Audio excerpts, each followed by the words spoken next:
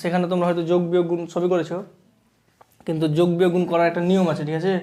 নিয়মটা হচ্ছে এই বদমাস, কি বদমাস। আচ্ছা, এটাকে ভি বদমাস বলা হয়,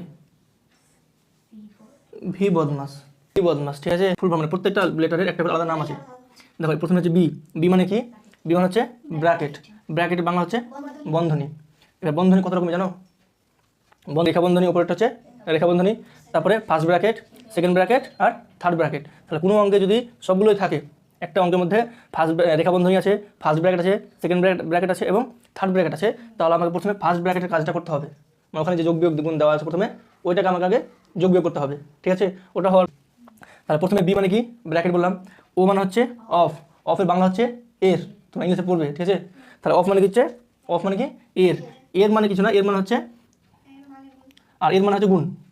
কি বললাম? অফ যেটা আছে ওটা হচ্ছে এর, আর এর মানে কি বোঝায়?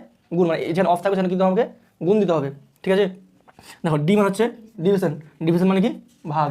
প্রত্যেকটা লেটারের ফুল নাম এবং বাংলা মানে এরপর আমি সবাইকে লিখতে দেবো, ঠিক আছে? তোমরা এটা মুখস্থ করে আসবে, মনে করে আসবে। তাহলে ডি মানে কি? ডিভিশন। এম মানে কি?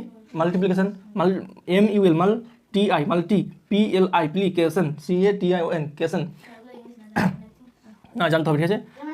হ্যাঁ, মাল্টিপ্লিকেশন হচ্ছে গুণ। তাহলে হচ্ছে এ অ্যাডিশন মানে যোগ, এটা সবাই জানি। এ মানে হচ্ছে অ্যাডিশন, তাহলে যোগ। এস, তাহলে এস মানে কি বললাম?